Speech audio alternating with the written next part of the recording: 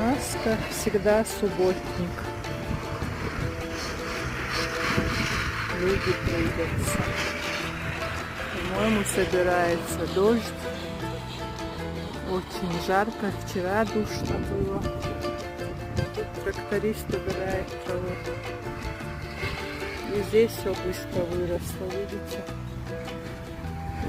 Всем хорошего дня. Ребятки дома сыра. Спокойный субботний день. Ездят по своим делам.